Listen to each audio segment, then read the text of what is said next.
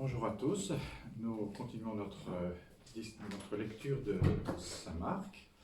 Nous en sommes au chapitre 10e et nous allons voir ici la troisième annonce de la Passion et de la Résurrection, qui sera suivie par la demande de Jacques et de Jean, la guérison de l'aveugle Bartimée si connue, et ensuite l'entrée triomphale à Jérusalem. Vous voyez que l'on commence à terminer une série de l'évangile de Saint Marc.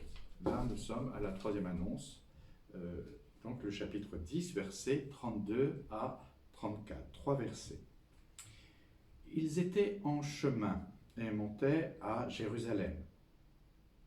Jésus marchait devant eux. Ils étaient effrayés et ceux qui suivaient avaient peur. Prenant de nouveau les 12 avec lui, il se mit à leur dire ce qui allait lui arriver. « Voici que nous montons à Jérusalem, et le Fils de l'homme sera livré aux grands prêtres et aux scribes. Ils le condamneront à mort et le livreront aux païens. Ils se moqueront de lui, ils cracheront sur lui, ils le flagelleront, ils le tueront et 3 jours après, il ressuscitera. » Voilà.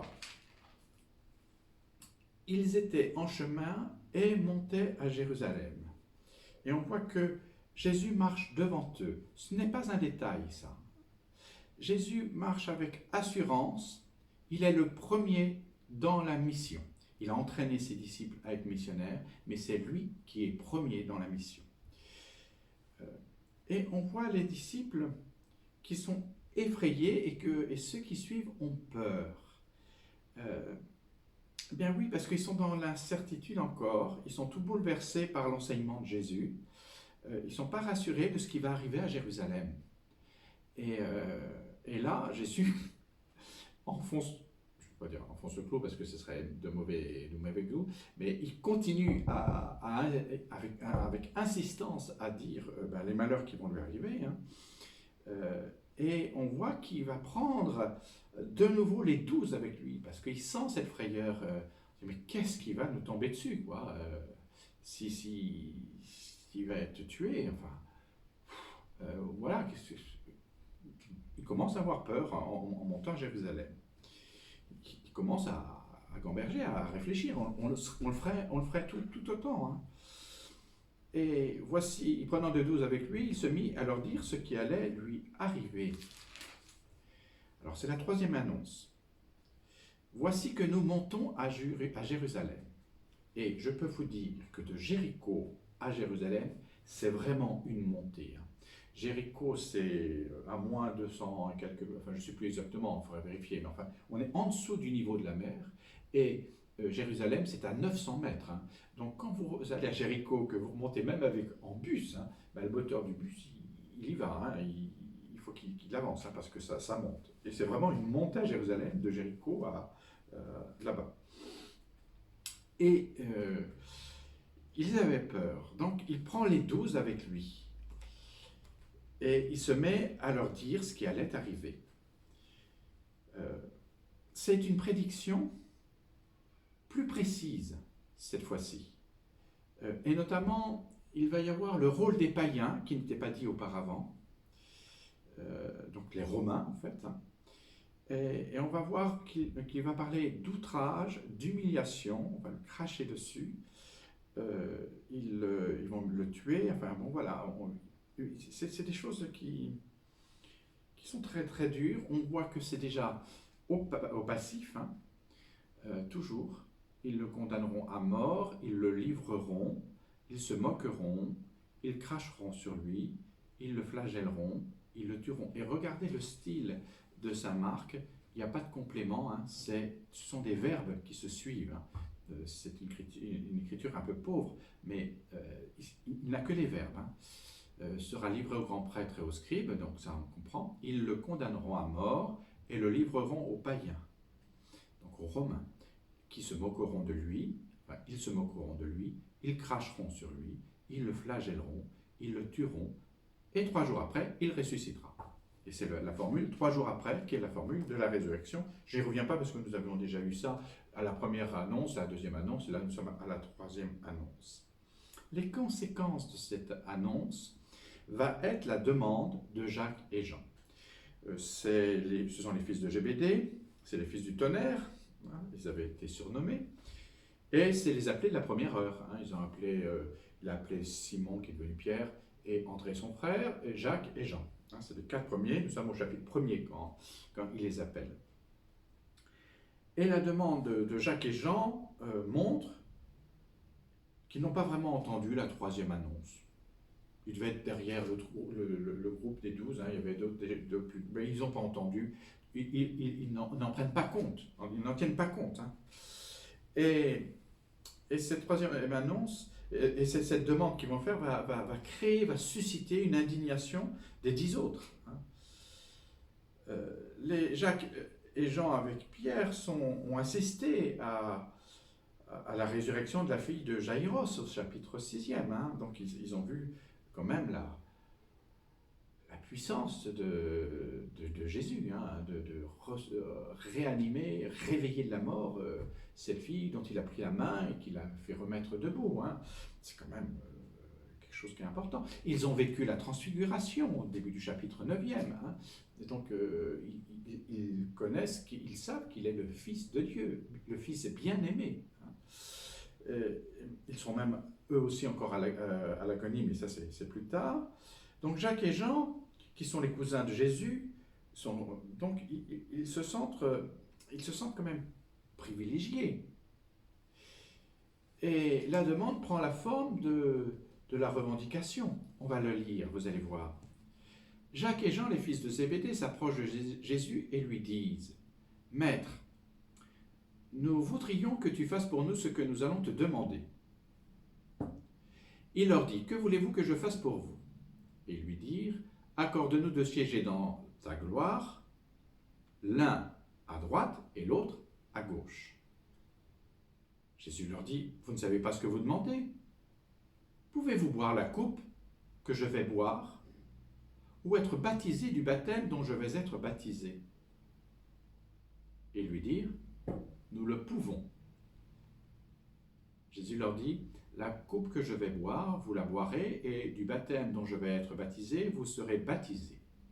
Quant à siéger à ma droite ou à ma gauche, il ne m'appartient pas de l'accorder, ce sera donné à ceux pour qui cela est préparé. »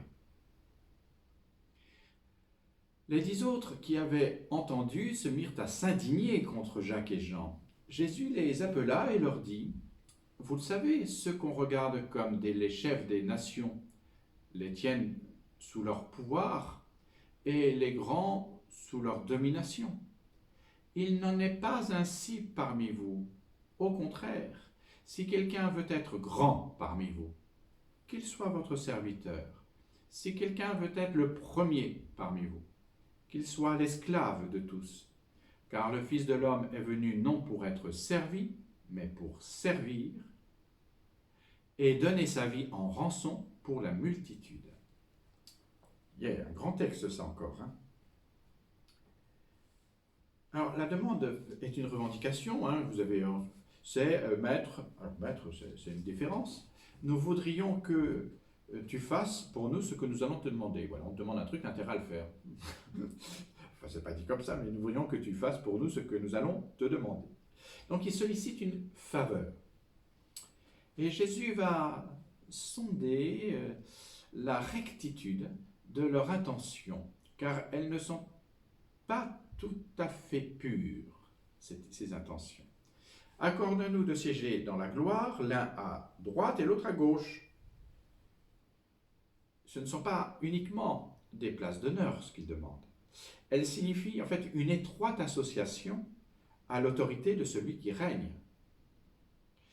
Or, sur le trône du bois de la croix, la place à droite et à gauche est réservée aux brigands. Il sera parmi les brigands. Et donc à droite et à gauche, ça nous fait penser à la crucifixion, bien entendu. Et ils vont, eux aussi, Jacques et Jean, vivre le témoignage jusqu'au don du sang, à une autre heure. D'où la réponse de Jésus, vous ne savez pas ce que vous demandez. Et la question de Jésus, pouvez-vous boire la coupe que je vais boire ou être baptisé du baptême dont je vais être baptisé? Pouvez-vous pénétrer davantage dans le destin de Jésus? Plonger dans ce que Jésus va vivre dans le don et l'offrande de son corps. Boire la coupe, on va déjà commencer par là. Pouvez-vous boire la coupe que je vais boire? Boire la coupe, c'est dans la culture biblique.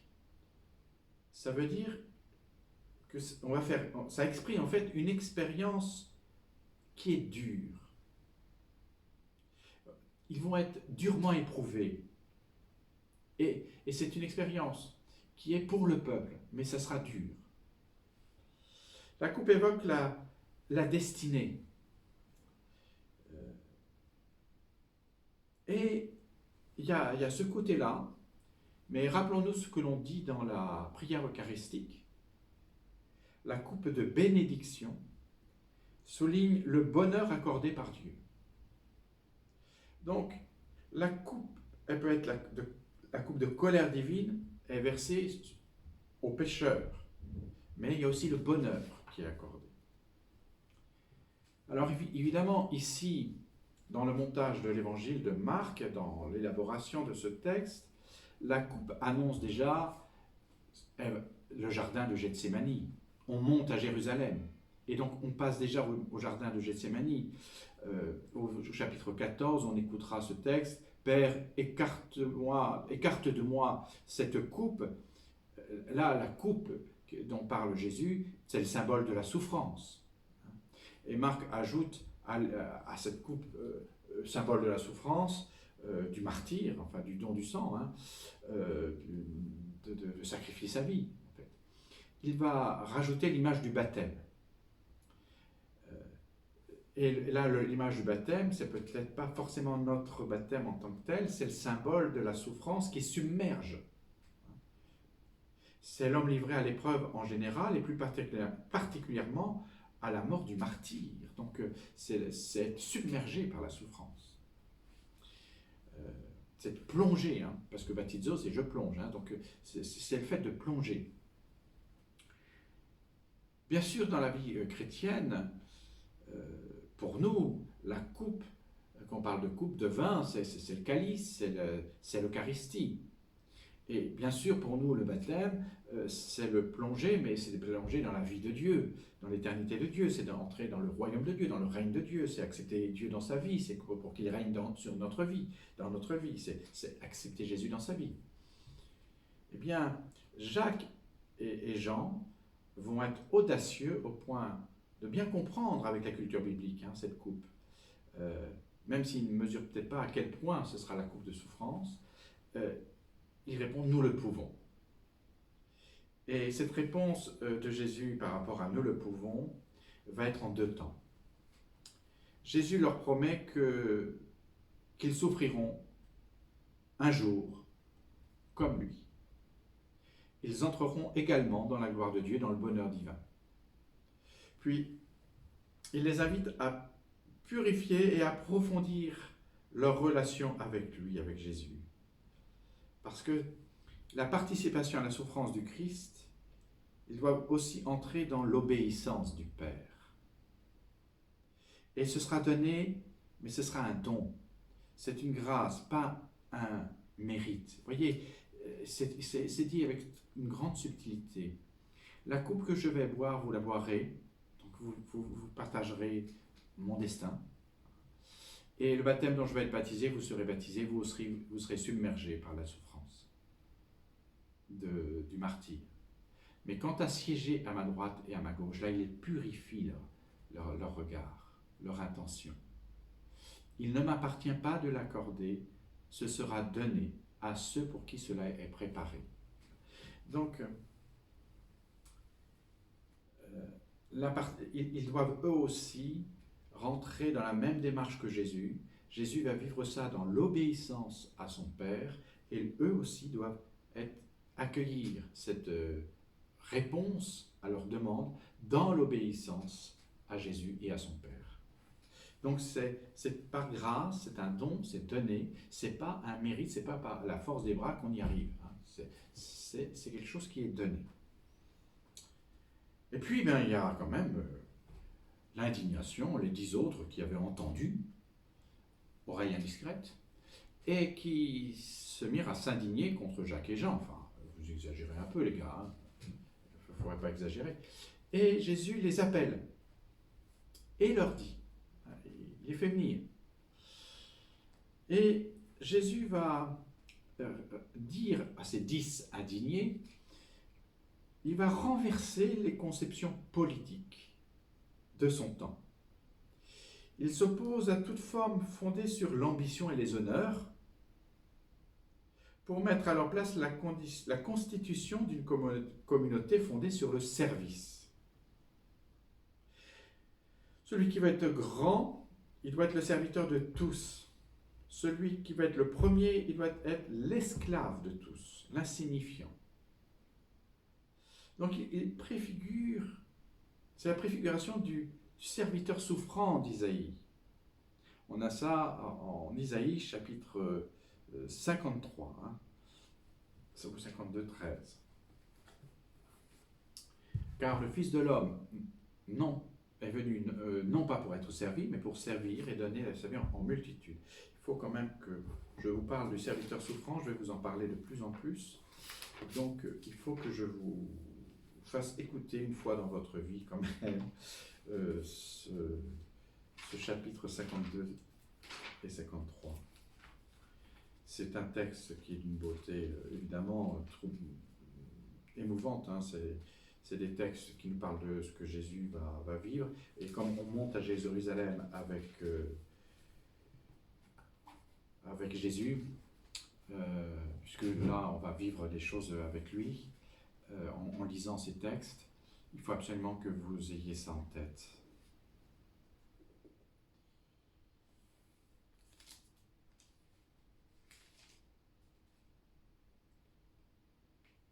C'est donc le serviteur opprimé par les hommes, exalté par Dieu, source de paix pour les rebelles. Voici que mon serviteur triomphera. Il sera haut placé, élevé, exalté à l'extrême.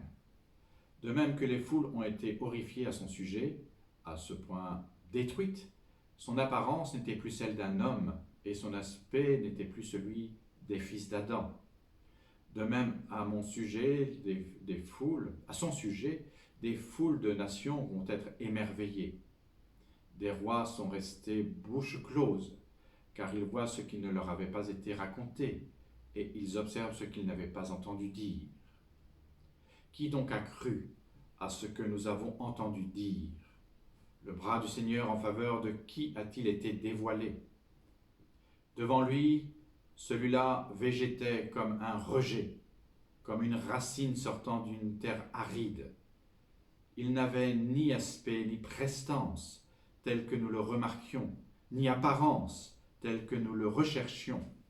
Il était méprisé, laissé de côté par les hommes, homme de douleur, familier de la souffrance, tel celui devant qui l'on cache son visage. Oui, méprisé, nous ne l'estimions nullement. En fait, ce sont nos souffrances qu'il a portées, ce sont nos douleurs qu'il a supportées, et nous l'estimions touché, frappé par Dieu et humilié. Mais lui, il était déshonoré à cause de nos révoltes, broyé à cause de nos perversités. La sanction gage de paix pour nous était sur lui, et dans ses plaies se trouvait notre guérison. Nous tous, comme du petit bétail, nous étions errants. Nous nous tournions chacun vers son chemin. Et le Seigneur a fait tomber sur lui la perversité de nous tous. Brutalisé, il s'humilie, il n'ouvre pas la bouche. comme un agneau traîné à l'abattoir, comme une brebis devant ceux qui la tondent, elle est muette. Lui n'ouvre pas la bouche. Sous la contrainte, sous le jugement, il a été enlevé. Les gens de sa génération qui se préoccupent d'eux? Oui, il a été retranché de la terre des vivants. À cause de la révolte de son peuple, le coup est sur lui. On a mis chez les méchants son sépulcre, chez les riches son tombeau, bien qu'il n'ait pas commis de violence et qu'il n'y eût pas de fraude dans sa bouche. Mais Seigneur, que broyé par la souffrance il te plaise, daigne faire de sa personne un sacrifice d'expiation, qu'il voie une descendance, qu'il prolonge ses jours, et que le bon plaisir du Seigneur par sa main aboutisse. Ayant payé de sa personne, il verra une descendance, il sera comblé de jours. Sitôt connu juste, il dispensera la justice, lui mon serviteur, au profit des foules, du fait que lui-même supporte leur perversité. Dès lors, je lui taillerai sa part dans les foules, et c'est avec des myriades qu'il constituera sa part de butin, puisqu'il s'est dépouillé lui-même jusqu'à la mort, et qu'avec les pécheurs il s'est laissé recenser, puisqu'il a porté, lui, les fautes des foules, et que pour les pécheurs, il vient s'interposer. Voilà le grand passage du serviteur souffrant, auquel Marc va emprunter évidemment beaucoup de choses. Il faut avoir ça en tête pour rentrer dans cette grande marche vers Jérusalem. Et vous voyez que le Fils de l'homme est venu non pour être servi, mais pour servir et donner sa vie en rançon pour la multitude. On le voit évidemment dans ce chapitre 52, 13 à 53. Je vous ai lu tout le chapitre 53, parce que ça, dans sa vie, il faut l'avoir entendu entièrement. C'est des textes d'une splendeur extraordinaire. Alors, en rançon pour la multitude, c'est la finale de ce texte sur la demande de Jacques et Jean. Vous voyez, c'est le dernier verset, le verset 45, car le Fils de l'homme est venu non pour être servi, mais pour servir et donner sa vie en rançon pour la multitude. Attention à rançon. Parce que nous, aujourd'hui, si on lit ça, on va lire ça en contresens, complètement. La rançon, pour nous, aujourd'hui, n'est pas la rançon au 1er siècle. Ça n'a pas du tout le même sens. Aujourd'hui, ces mots ont changé, et donc aujourd'hui, il s'agit de payer la rançon. Pour nous, c'est de payer la somme exigée par des ravisseurs. C'est le seul moyen, d'ailleurs, pour obtenir la libération du prisonnier. Le mot rançon désigne le montant de la somme à verser, n'est-ce pas? À l'époque du Christ, pas du tout. Pas du tout. À l'époque du Christ, le mot rançon signifie la libération, c'est-à-dire la seule chose importante. Et donc le mot grec qui a été traduit pour rançon est dérivé d'un verbe qui signifie délier, détacher, délivrer. Vous voyez? Donc la rançon, c'est la délivrance, c'est le fait d'être délié, d'être détaché. Voilà. Alors attention au contresens possible ici. Il ne s'agit pas de payer une rançon. C'est ici, en fait, toute la Bible raconte la longue entreprise de Dieu qui a été de libérer son peuple qui était humilié dans l'esclavage et le libérer de tous ces esclavages, les esclavages de toutes sortes. Donc, car le Fils de l'homme, il est là pour servir et donner sa vie pour libérer toute la multitude. Donc, il s'agit de libération de la multitude. Attention, le mot rançon ne veut pas dire qu'il va payer le prix fort. Il va payer, c'est pas le fait d'être payé, c'est d'être libéré ici qui est dit. Donc attention au contresens, on ne peut pas lire ça avec nos yeux du XXIe siècle. La rançon, il faut savoir que c'est la libération. Mettez-vous bien ça, sinon vous faites un contresens total dans ce texte. Jésus se présente comme le libérateur des multitudes, de la multitude, donc de nous tous. Et on pourra dire que tous les prophètes ont lutté de toute leur force contre l'horrible pratique des sacrifices humains, dont ils ont dit que c'était une abomination. Donc, quand les disciples entendent dire que Jésus, je dois donner ma vie pour libérer la multitude, il ne leur est pas venu à l'idée une minute que Dieu exigeait l'exécution de son Fils pour apaiser un quelconque courroux. Voyez, ils savent depuis longtemps que Dieu n'a pas de courroux contre l'humanité. Et en revanche, les disciples attendent ardemment une libération de l'occupant romain. Et le malentendu avec Jésus va rester longtemps, y compris même pour le fameux Judas. Leur croyance était d'attendre la libération définitive de l'humanité, de tout le mal qui la ronge. Mais d'ordre physique, moral et spirituel, vous voyez, c'est toute cette libération-là. Donc ils entendent, et Jésus leur enseigne, je dois consacrer ma vie à cette œuvre divine de libérer l'humanité, de la libération de l'humanité, de tout ce qui l'entrave. Voilà. Donc faites attention de ne pas lire ça comme le prix de rachat, hein. Ça n'a rien à voir. C'est libérer la multitude dont nous faisons partie.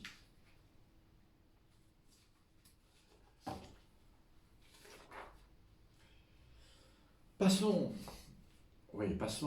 avec plaisir à la guérison de l'aveugle Bartimée, le fils de Timée. Ça, c'est quelque chose, un grand texte qu'on connaît tous et qui en a plaisir. Ils arrivent à Jéricho, comme Jésus sortait de Jéricho avec ses disciples et une assez grande foule. L'aveugle Bartimée, fils de Timée, était assis au bord du chemin, en train de mendier.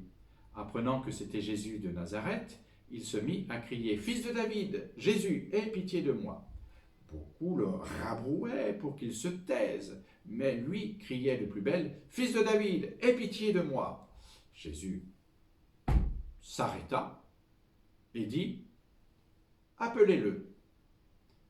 On appelle l'aveugle, on lui dit « Confiance, lève-toi, il t'appelle !» Rejetant son manteau, il se leva d'un bond et il vint vers Jésus.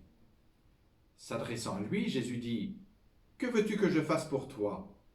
L'aveugle lui répondit « Rabboni, que je retrouve la vue. » Jésus lui dit « Va, ta foi t'a sauvé. » Aussitôt, il retrouva la vue et il suivait Jésus sur le chemin. Ils arrivent à Jéricho. C'est pas n'importe où Jéricho, hein. Attention, avec 3 T et 3 points d'exclamation. Hein. Attention. Jéricho est une des plus vieilles villes connues au monde. 9000 ans avant Jésus-Christ et même au-delà. On a des fouilles archéologiques, on a des fortifications, on a des murailles. Et on a la plus ancienne tour connue au monde, qui fait 8,5 m de haut, hein, et qui est la plus ancienne trace d'habitation humaine dans une ville fortifiée en tout cas. Hein. On est 9000 ans avant Jésus-Christ. Hein. Elle est connue au monde, elle est mentionnée dans le livre des Nombres d'ailleurs, et elle est à moins 240 mètres en dessous de la mer. Ça, c'est sûr. Moins 240 mètres en dessous de la mer, en dessous du niveau. Donc, elle est dans cette faille de l'écorce. Il faut savoir que le Jourdain qui descend à la mer Morte aussi est dans la faille. Hein, c'est une faille terrestre. On est en dessous de la mer, à 240 mètres en dessous. Et comme Jésus sortait de Jéricho avec ses disciples, avec une assez grande foule, hein, il ne fait que de passer à Jéricho. D'ailleurs, c'est une rue, hein, Jéricho. L'aveugle Bartimée, le fils de Timée, était, et vous voyez que il s'adresse à des Romains qui ne connaissent pas, ils sont comme nous, ils ne connaissent pas ce que ça veut dire Bartimée. Hein. Et l'aveugle Bartimée, fils de Timée, il le précise pour que les Romains comprennent, était assis au bord du chemin. Donc eux, ils sont en chemin, mais lui, il est assis à côté, au bord, en train de mendier. C'est donc la situation des personnages, là, hein, on voit. Il y a une grande foule. Comme Jésus sortait avec ses disciples de Jéricho, donc on est en train de sortir, hein, il y a le panneau Jéricho, donc ils sortent, et ils montent, ils en prennent tout de suite la montée, la grande montée à Jérusalem. 900 mètres plus 250 mètres, vous voyez ce que ça fait. Hein. Il y a du dénivelé. Hein. Apprenant que c'était... alors, vous voyez la situation des personnages, on était là, tout le monde est en marche, Jésus, les disciples, la foule, et puis il y a Bartimée tout seul, qui est assis au bord du chemin. Voilà, assis au bord du chemin. À la fin, il sera sur le chemin, mais pour l'instant, il est au bord du chemin. Mais ça se finit, il va en chemin. Mais là, il ne prend pas le chemin. Et pourquoi? Parce que il était en train de mendier. Voilà. Donc, il est dans une situation très handicapante, et en plus, il n'a pas, même socialement, puisqu'il est obligé de mendier pour pouvoir manger. Et apprenant que c'était Jésus de Nazareth. Alors ça, c'est très beau. C'est le Nazaréen, quoi. Hein. C'est le Nazaréen, et il se met à crier, pas Jésus de Nazareth, il se met à crier, « Fils de David, Jésus, aie pitié de moi, Kyrie eleison, aie pitié de moi. » Et fils de David, c'est un titre très populaire pour dire le Messie, hein, fils de David. Et le fils de Timée va appeler le fils de David. Vous voyez, le fils de Timée, il veut même rencontrer le fils de David. Et on s'aperçoit que c'est « Oh, tais-toi, la ferme, on le rabroue, quoi. Hein, pas question il faut qu'il se taise. Enfin, il nous perturbe. Il commence à nous perturber, là. Il gêne, parce qu'il est au bord du chemin, il mendie, il nous gêne. Hein. Et jusque-là, je ne sais pas si vous avez... Dans toutes les lectures qu'on a faites, à chaque fois qu'on a guéri un aveugle, on lui amenait, ou c'est Jésus qui... Mais jamais personne rabrouait un malade ou un handicapé, enfin, une personne handicapée, je veux dire. On amenait jusqu'à Jésus. C'est la première fois que on voit quelqu'un qui est rabroué, qu'on veut mettre un mur d'opacité entre cet homme, le Bartimée, et le fils de David. Alors, il se met à crier de plus belle. Il y croit, hein, fils de David, Jésus, aie pitié de moi. Et il faut savoir que crier, c'est la même racine, c'est la même chose que prier. Prier ou crier, c'est la même chose. Alors quand on dit qu'il crie, c'est qu'il prie. Hein. Et Jésus, parce qu'il prie, parce qu'il crie, s'arrête, net. Et dans le texte, c'est admirablement bien dit. Beaucoup le rabrouaient pour qu'il se taise, mais elle lui criait de plus belle. Jésus s'arrêta, bon, et dit, et c'est, hop. On appelle l'aveugle. On lui dit. Tout est dans le on. Voyez-vous? On appelle l'aveugle, on lui dit. Eh bien, confiance, lève-toi, il t'appelle. C'est une invitation à la confiance et à la réponse de l'appel. Je m'arrête parce qu'il y a un colis qui arrive. Je reviens tout de suite.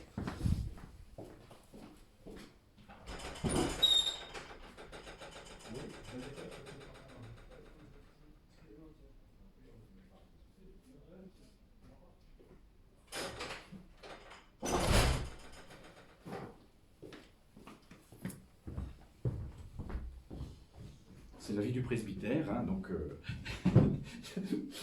on continue le fils de Timée. Confiance, lève-toi, il t'appelle. Et rejetant son manteau, il se leva d'un bond et vint vers Jésus. Alors là, il y a beaucoup de choses qui sont bien fort sympathiques. Voyez-vous, on était à on appelle, on lui dit. C'est les disciples, la foule, on ne sait pas, c'est indéterminé, mais c'est le on, voilà. Et on lui dit, confiance, lève-toi, il t'appelle. Cette phrase est magnifique, hein. Confiance, la foi, lève-toi, c'est se mettre en mouvement. Il t'appelle, c'est se mettre à l'écoute. Invitation à la confiance, à la réponse à l'appel. Alors, rejetant son manteau, est-ce que c'est l'abandon du manteau, ce serait le changement de son état ? De mendiant à futur disciple. Il se leva d'un bond, il se met en mouvement, et il vint vers Jésus. Il vint vers Jésus. Vous voyez, de l'immobilité, il se met en mouvement, il bondit, hein, et puis c'est vif, hein, et il abandonne son ancienne vie, le manteau. Et commence enfin le dialogue entre Jésus et Bartimée. Le fils de David va parler au fils de Timée. Jésus lui dit, il lui pose la question, qu'est-ce que tu veux? Qu'est-ce que tu veux que je fasse pour toi? On dit, l'aveugle lui répondit, Rabboni, que je retrouve la vue. D'abord la question de Jésus, que veux-tu que je fasse pour toi? Avez-vous remarqué que c'est la même question que qu'il a posée au fils de Zébédée en 10,36 dans le texte qu'on a vu avant? Que voulez-vous que je fasse pour vous? Et ici, il dit, que veux-tu que je fasse pour toi? Et la réponse est très tendre. Rabboni, très très affectueuse. Rabboni, c'est pas rabbi. Rabboni, c'est petit maître. C'est un terme très familier, très intime même. C'est une marque d'un attachement à Jésus. Il aime Jésus. Et il lui dit, Rabboni, petit maître, que je retrouve la vue. C'est très tendre ça. Hein? Il y a beaucoup de tendresse. Et Jésus va lui répondre, mets-toi en mouvement, mets-toi en chemin, va. Ta foi, ta confiance et ta manière d'être avec moi, ta foi t'a sauvé. Et on reprend tout de suite le style littéraire de Marc. Aussitôt, vous voyez toujours, aussitôt, il retrouva la vue. Et qu'est-ce qui lui passe? Et retrouver la vue, c'est quoi pour Bartimée? Mais c'est suivre Jésus, il suivait Jésus sur le chemin. Il va plus s'en détacher, il va le suivre, vous voyez. Et aussitôt, il retrouve, il se met en chemin. La guérison, elle est physique, mais elle est aussi spirituelle. Et du bord du chemin, vous voyez, il suivait Jésus sur le chemin. Il se met en chemin avec tout le monde. Il est socialement réinséré. Il suit Jésus et il devient disciple de Jésus parce qu'il est à la suite de Jésus. Et il marche immédiatement à la suite de Jésus.